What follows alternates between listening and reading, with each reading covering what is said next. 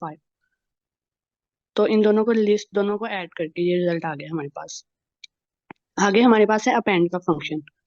तो अपेंड में हमारे पास होता है कि दोनों चीजों को जोड़ना आपस में, मतलब उसका 0 इंडेक्स और इसका 0 इंडेक्स, इन दोनों को सम करवाया है तो जो कि 3 आया है, और 2 और 4 का फिर सम करवाया है जो कि 6 आया है।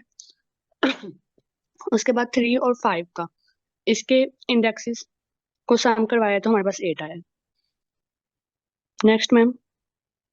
हम्म, आप ये पर्पस बता सकती हैं कि हमने ये डिस्कस क्यों किया था? मैम हमने इसलिए डिस्कस किया था इसको कि हम इनके सम करवाना चाह रहे थे ना नमपाई के लिए, अरे 1 का और अरे 2 का, लिस्ट 1 का और लिस्ट 2 का हम सम करवाना चाह रहे थे। तो बिल्कुल। इसलिए हमने उसके इंडेक्सेस का 0 0 करके इस तरह सम किया था। इसके हमने 3 मेथड से किया था, एक हमने लूप के तरीके से किया था, और दूसरा हमने नम पे नम अरे 1 और अरे 2 का किया था, ठीक है। इंपोर्ट करवा के। ठीक जी। है। और ये है लूप के वाला मेथड। तो इसमें हम लोग रेंज देंगे लेंथ की आई के इंडेक्सेस के थ्रू। तो इस तरह इनका सम हुआ है, list 1 of 5 plus list 2 of 5। और अब ये आ गया एनपी अरे का। अब मैं प्रिंट करवाना चाह रही हूँ a+a, इंपोर्ट करवाते हैं हम नमपाई को एज एनपी के, और a is equal to NP array 1 2 3। तो इनका प्रिंट करवाना चाह रहे हैं a+a का, और उसी के अंदर 1 को वो +1 करेगा, 2+2 और 3+3। और नेक्स्ट मैम ये टाइम का था, इम्पोर्ट टाइम करवा के। तो इसमें भी यही था सेम मेथड कि हम चेक करना चाह रहे थे कि टाइम की रेंज कितनी है। तो स्टार्टिंग टाइम देके एंडिंग टाइम देके और फिर प्रिंट करवाया था टाइम। अरे 1 था एनपी अरे लिस्ट, अरे 2 में भी हमने लिस्ट 2 ले ली, स्टार्ट दे दिया टाइम का, और रिजल्ट अरे 1 प्लस अरे 2 और एंड दे दिया टाइम का। तो प्रिंट करवा दिया loop addition time end to start. और उसके टाइम की जो लूप एडिशन टाइम था वो हमारा जो लूप वाला मेथड था उसके लिहाज से 0.514 उसकी रेंज आई थी, और जबकि ये टाइम हमारे पास, मैम अगर आप इसे रन करके देखें तो ये चेंज होता जाएगा टाइम, आई थिंक सो, हर दफा हमें कोई डिफरेंट आउटपुट देगा। जी बिल्कुल। लेकिन यहाँ पे जो पर्पस यही था कि हम ये देखना चाह रहे थे कि अगर हम लूप के कि साथ। लूप का टाइम, जी जी, लूप का टाइम हमारे पास ज्यादा आता है और रे का टाइम हमारे पास कम आता है। एग्जैक्टली। जी। तो आगे हमारे पास एक फंक्शन है। अब हमने फंक्शन डिफाइन किया था प्रिंट अरे डिटेल्स का, जिसमें अब हम प्रिंट करवाना चाहते थे उसके डायमेंशन, शेप और डाटा टाइप। तो डायमेंशन के लिए हम एन डायमेंशन ए डॉट, और शेप के लिए ए डॉट शेप, और डाटा टाइप अगर हमें पता करवानी हो तो ए डॉट डी टाइप। तो आगे A is equal to N P array 1 से लेके 8 तक हमने लिस्ट में दिए, और प्रिंट करवाया ए को, और आगे हमने फंक्शन को कॉल किया। तो इसकी डायमेंशन 1 है, शेप 8 है, और डाटा टाइप इसकी इंट 64 है। आगे अगर हमें डायमेंशन में रीशेप करवाना हो, मतलब 2D में जाना हो या 3D से जाना हो 1D से, तो हम रीशेप का फंक्शन यूज करते हैं। तो A2 is equal to a dot reshape 3 4। अब प्रिंट करवाया A2 को, और उसकी शेप को प्रिंट करवाया जो कि 3 4 है, मतलब 3 रो 4 कॉलम। फिर आगे है देन थ्री डी अरे फ्रॉम 1D अरे। अब 3D अरे से हम 1D अरे की तरफ जाना चाहते हैं। तो 3D के लिए हमारे पास यही होता है कि 2 रोज होती हैं, 2 कॉलम्स होते हैं, 2 हमारे पास ब्लॉक्स होते हैं। सबसे पहले ब्लॉक आएंगे, देन रो चेक करेंगे, देन हम कॉलम चेक करेंगे, तो वो हमारा 3D फंक्शन होगा। उसके बाद है NP dot line space. Line space में ये होता है कि हमारे पास स्टार्टिंग इंडेक्स होता है, एंडिंग इंडेक्स होता है, और उसके हमारे पास पार्ट्स होते हैं कि हम उसे कितने पार्ट्स में डिवाइड कर रहे हैं, 3 पार्ट्स में। जिस तरह आप स्टार्टिंग इंडेक्स हमारा 2 है, एंडिंग इंडेक्स हमारा 10 है, तो अभी इन्हें हमें 3 पार्ट में हमें इसे डिवाइड करना है। तो हमारे पास 2, 6 और 10 ये 3 बनेंगे एलिमेंट्स।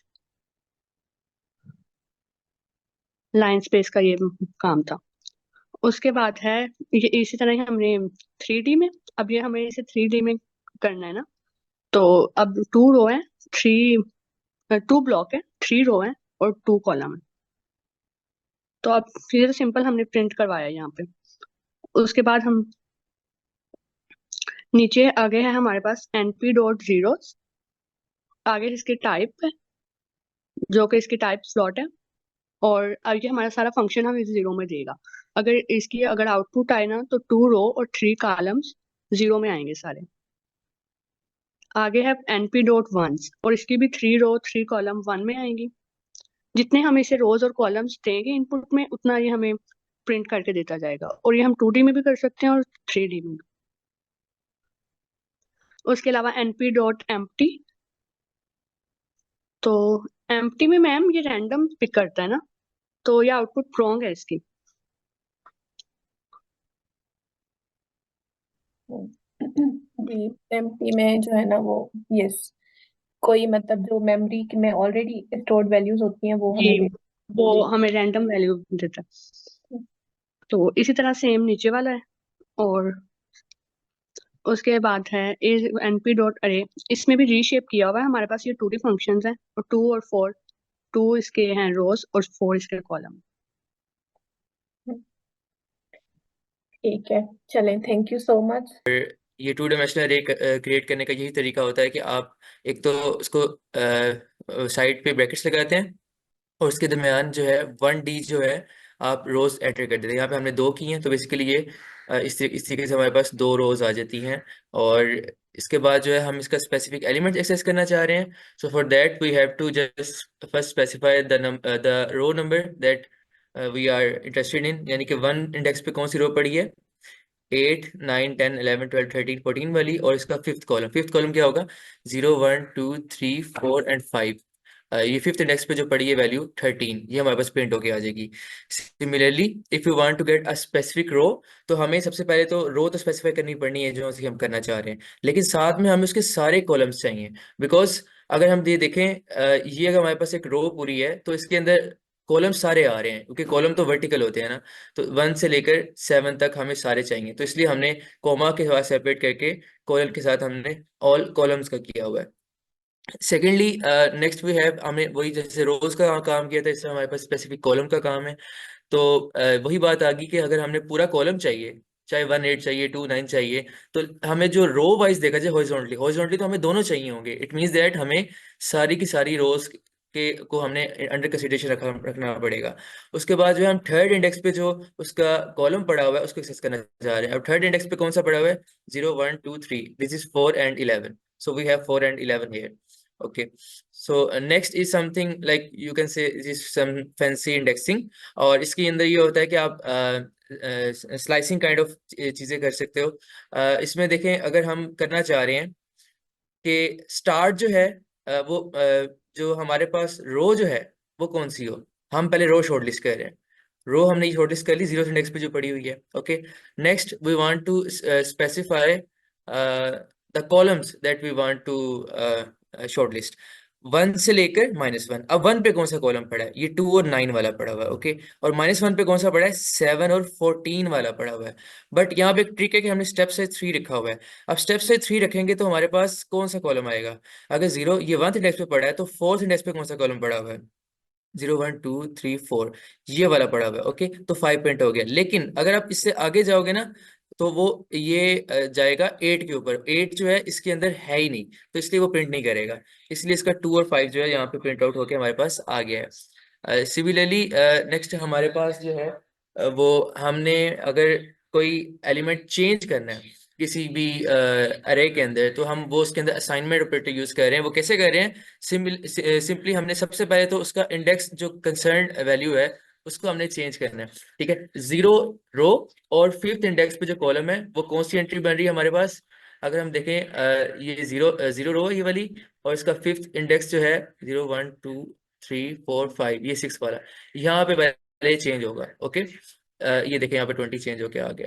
और इसके साथ ही हमने एक और चीज यहाँ पे की है, वो हमने ये कहा है कि सारी रोज ले लें और सेकेंडरी डेस्क पे जो कॉलम पड़ा है, मीन टू से दैट 3 और 10 वाला कॉलम यहाँ पे क्या हो जाए, 1 और 2 आ जाए।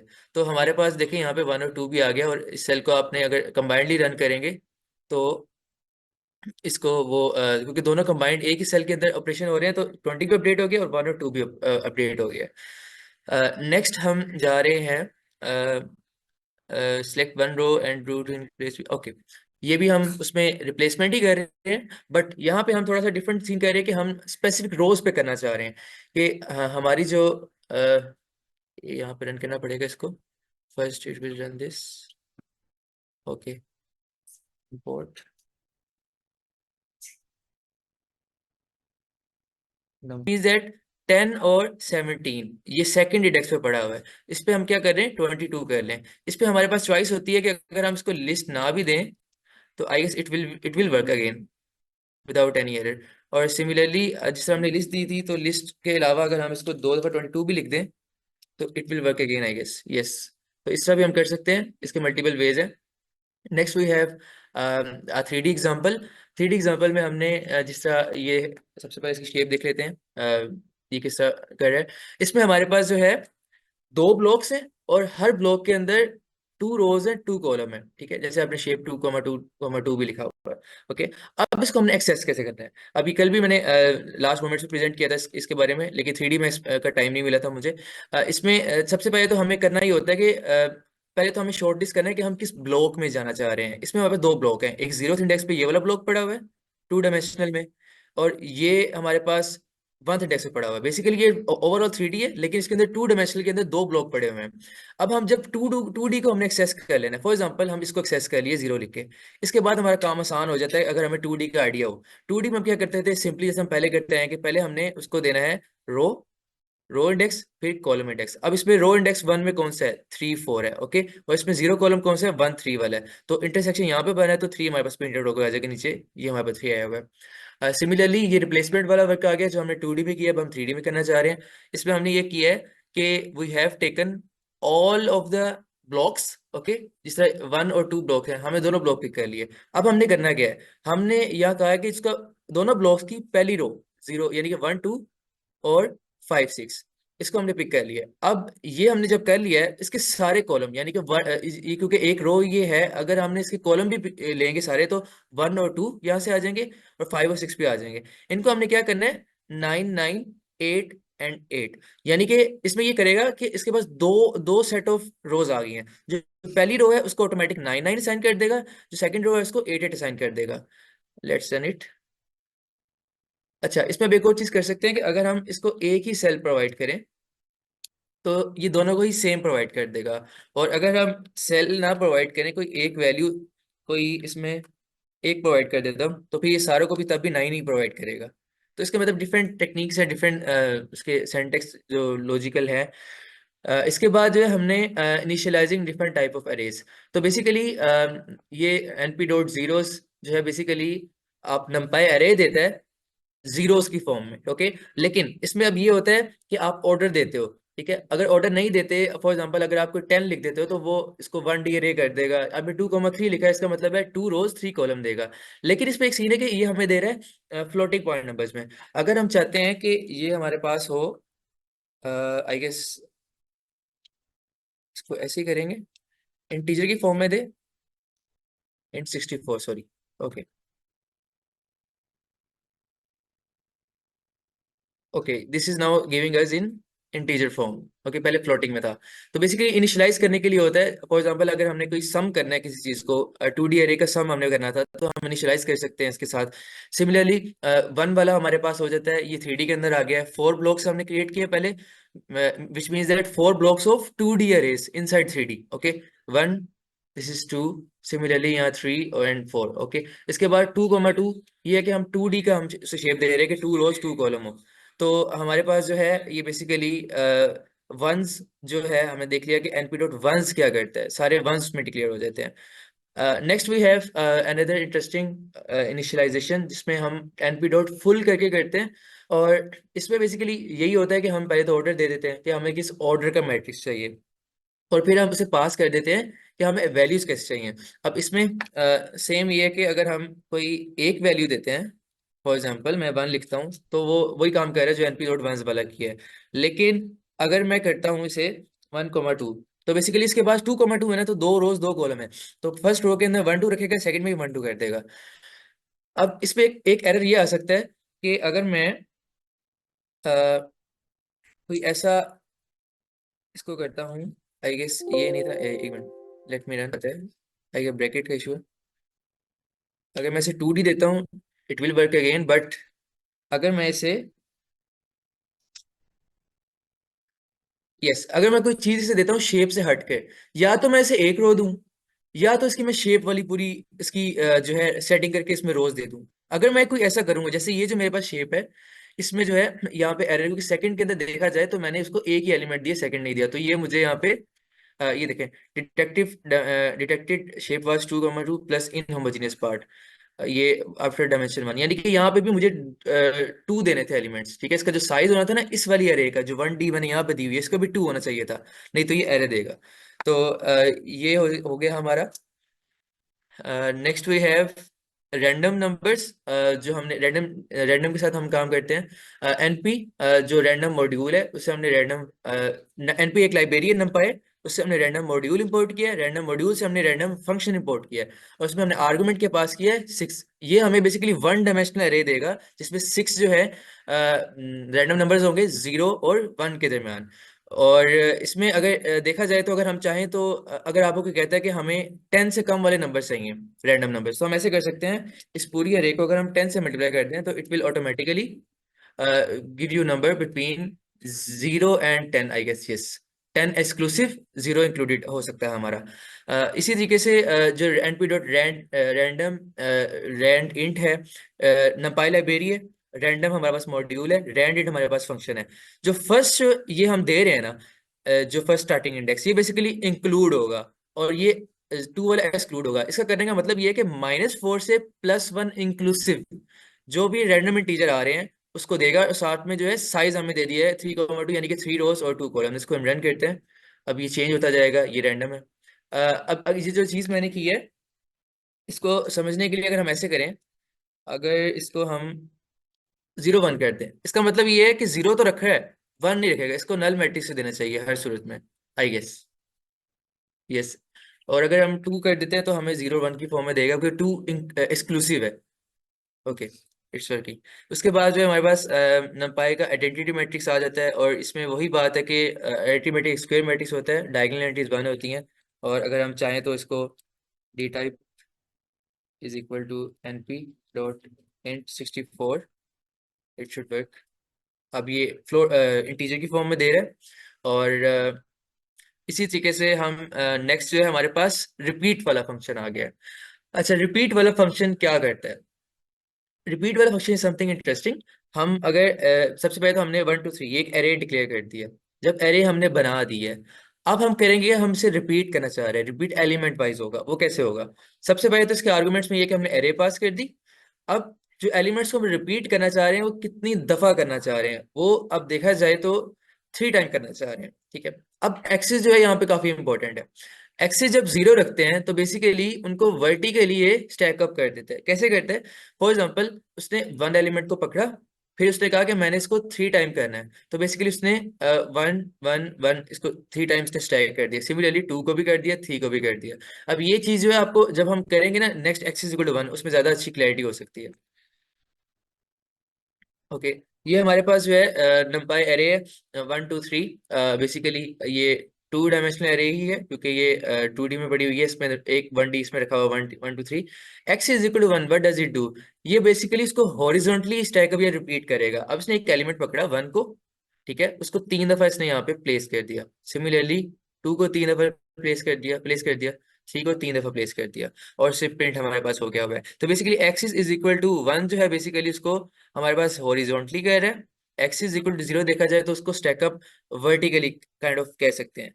ओके, बस इस लेक्चर में जो है 3D वाला केस नहीं है, इसलिए मैं वो डिस्कस नहीं कर रहा, तो उसमें थोड़ा सा डिफरेंट केस हो जाता है। इसमें जो है repeating elements without axis if not repeated. Okay, so basically उसी को हमने किया है। इसमें हम 2 रोज ले ली हमने। अब वही बात कि एक्सिस इज इक्वल टू 1 है तो क्या होगा, सबसे पहले तो हम इसको पहले शॉर्टलिस्ट करते हैं ना 1 2 3 को।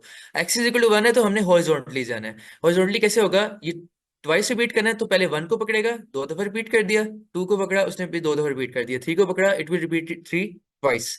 Similarly same goes with the second row, 4 5 6 वो 2 दफा रिपीट हो गए।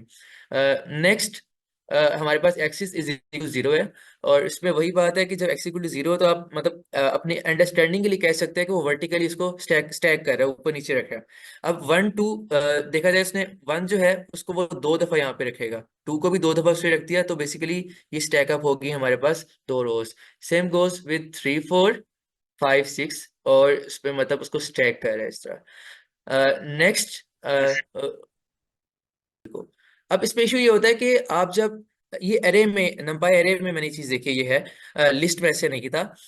इसमें देखा जाए अगर आप जो कॉपी आपने किया है उसमें आप अगर उसको चेंज करते हो तो होता क्या है कि ओरिजिनल लिस्ट में भी चेंज होता है। ये ए देखें, ये बी देखें। इसका मैं एक रीजन आपको ये भी बता देता हूँ। अगर हम आईडी ऑफ ए करें, आईडी बेसिकली उसकी मेमोरी का बताता है कि वो कहाँ पे चीज स्टोर हुई है। यहाँ से हमें क्लियर हो जाएगी ये कर क्या रहा है। इसको रीरन करते हैं।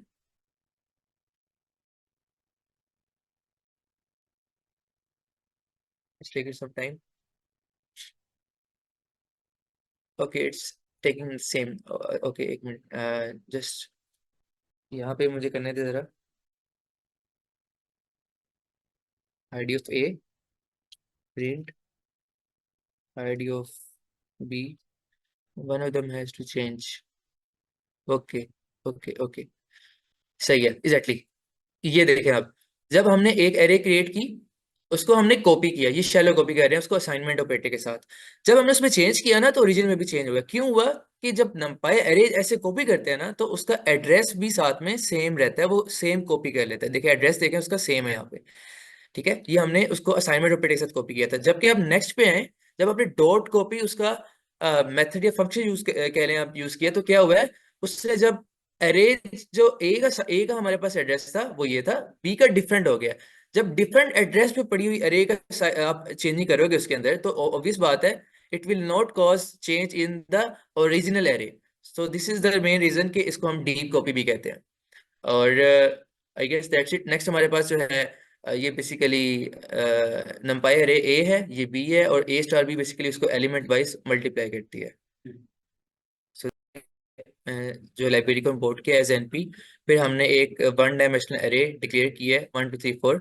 और उसमें हम करना क्या चाह रहे हैं, सबसे पहले हम देख रहे हैं कि हमारे पास, लेट मी जस्ट, अगर हम उसमें 2 ऐड कर रहे हैं तो बेसिकली हो क्या रहा है, एरे के अंदर ये एलिमेंट वाइज उसमें एडिशन करेगा, यानी कि 2 को जो है हर एलिमेंट में ऐड कर देगा। 1 + 2 3 हो जाएगा, 2 + 2 4 हो जाएगा, 3 + 2 5 हो जाएगा, 4 + 2 6 हो जाएगा।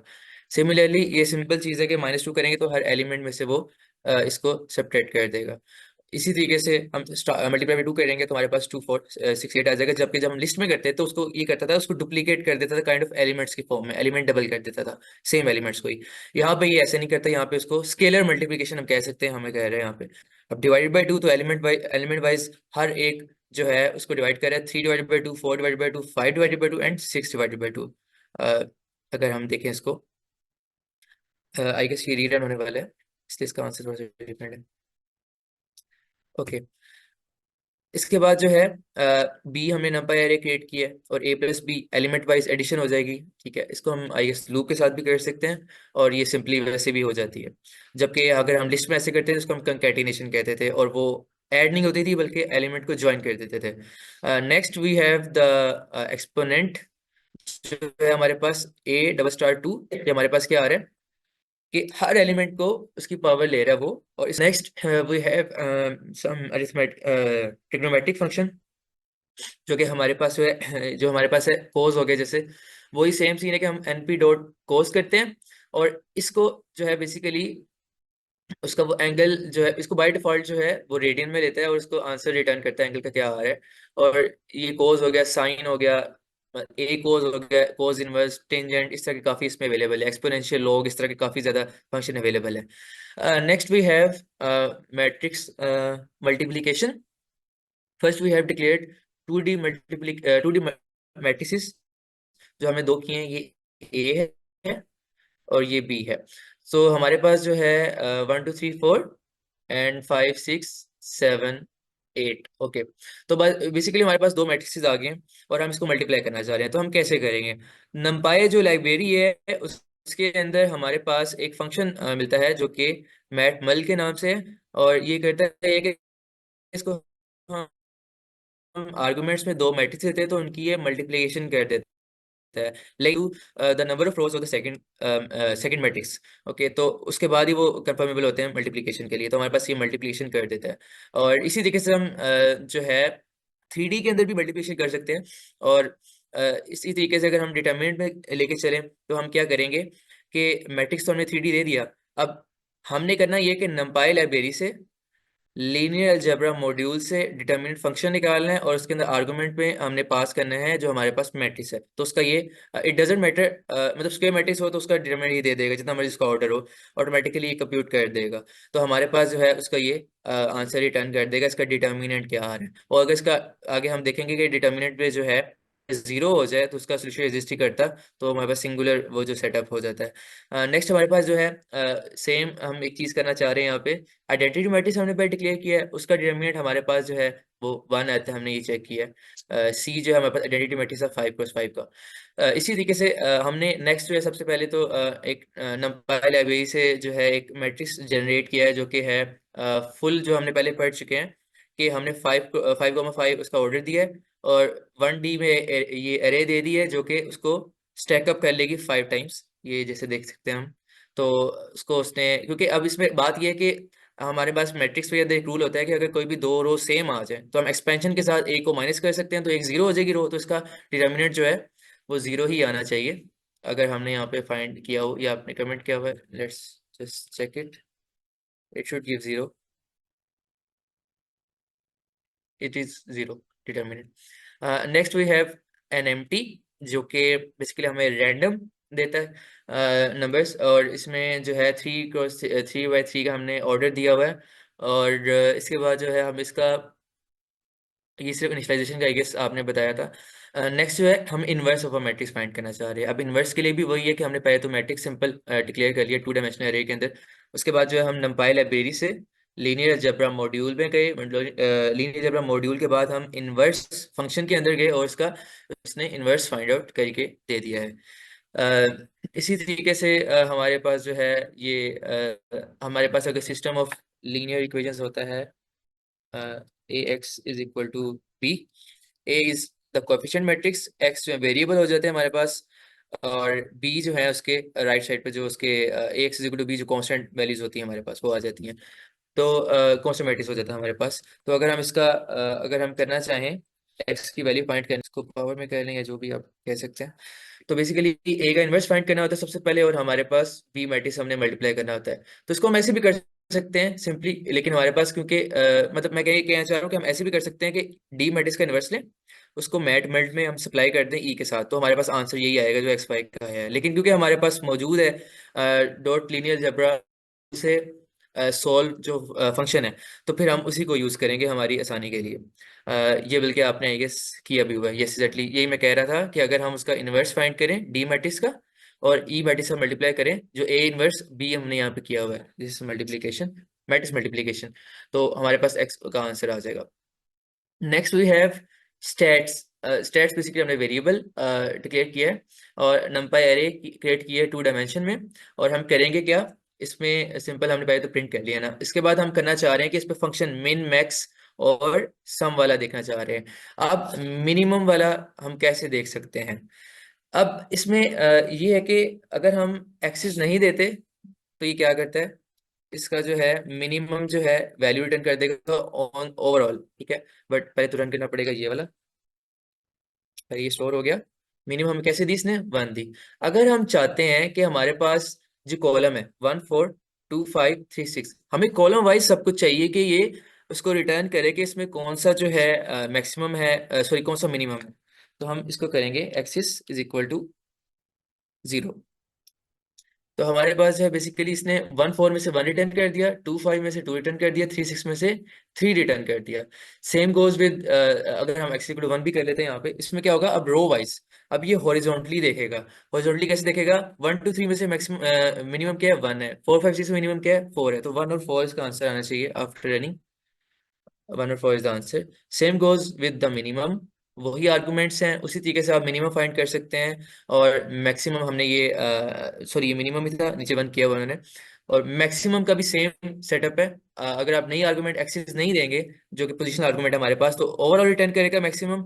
नहीं तो अगर आप 0 रखोगे तो उसको कॉलम वाइज देखेगा, 1 रखोगे तो उसे रो वाइज देखेगा। नेक्स्ट हमारे पास जो है ये सम वाला फंक्शन आ जाता है। सम वाला फंक्शन जो है इसमें क्या करेगा? इसमें ओवरऑल सम कर देगा। अगर आप एक्सिस नहीं दोगे उसको एक नंबर दे देगा। अगर आप एक्सिस इज इक्वल टू 0 रखोगे तो आप वो क्या करेगा? उसको कॉलम वाइज सम करके दे देगा। अगर आप 1 लिखोगे तो रो वाइज सम करके दे देगा।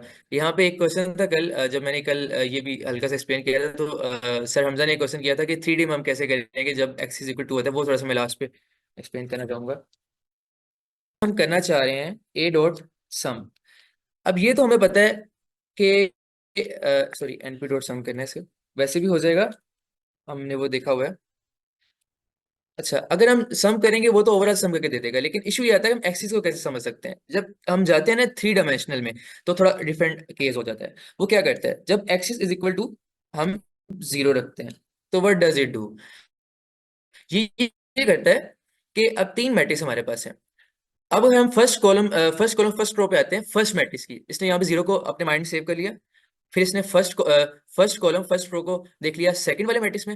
फिर इसने यहाँ पे देख लिया। इसी तरीके से इसने 1 को रख लिया माइंड में, 10 को रख लिया, 19 को रख लिया। ये एंट्रीज वाइज सारों का सम रिटर्न करेगा। ये है 3D का केस। Yes exactly. देखें, अगर हम देखते हैं 0 + 9 + 18 27, 1 + 10 + 19 ये हमारे पास 30 आ जाता है, 2 + 11 + 20 हमारे पास 33 आ जाता है। अब हम x इज इक्वल टू 1 क्या करते हैं? ये 3D के अंदर डिफरेंट केस होता है 2D से। अगर हम x इज इक्वल टू 1 करते हैं तो ये क्या करेगा? ये बेसिकली करेगा ये कि ये पहले एक मैट्रिक्स को देखा इसने। अब इस मैट्रिक्स का ये कॉलम वाइज सम करेगा। पहले मैट्रिक्स का कॉलम वाइज सम कैसे करेगा? 0 + 3 + 6 ये 9 दे देगा। 1 + 4 + 7 ये हमारे पास आ जाएगा 12। 2 + 5 + 8 विल रिटर्न एज 15। ओके, इसी तरीके से इसको इसका भी कॉलम वाइज आ जाएगा, इसका भी कॉलम वाइज कर लेगा और उसको स्टैक अप कर देगा वर्टिकली। ये देखें, हमारे पास जो है 0 + 3 + 6 9 आ गया, ये 9 आ गया हमारे पास। 1 + 4 + 7 12 आ गया, दिस इज 12। इसी तरीके से 2 + 5 + 8 15 आ गया। इस तरह हम लास्ट रो को देख लेते हैं। 18 + 21 + 24 विल गिव यू 63। 19 + 22 + 25 66 दे देता है, और 20 + 23 + 26 हमारे पास 69 दे देता है। अब नेक्स्ट, क्योंकि हमारे पास 3D के अंदर है तो हमारे पास 3 एक्सिस हो सकते हैं। अगर हम करते हैं np dot sum a and axis is equal to 2। Okay, अब हमारे पास क्या करेगा? अब ये करेगा, इसको रो बाय सम करेगा। अब इसमें ऑर्डर हमारा थोड़ा चेंज हो जाएगा। वो कैसे चेंज होगा? Let me tell. अगर 0 1 और 2 को ये ऐड करेगा तो क्या करेगा? इसको 3 बना देगा। जब 3 बना देगा तो 3 किस में पड़ा हुआ है? एक सिंगल स्क्वायर ब्रैकेट के अंदर। तो 3 अगर सिंगल स्क्वायर ब्रैकेट में पड़ा होगा तो उसको फायदा नहीं है, उसको कोलैप्स कर देगा। इसको सिंपल जो है वो 3 लिख देगा, कोमा लगा के आगे करेगा। 3 4 5 को ऐड करेगा तो बेसिकली ये 12 बन जाएगा।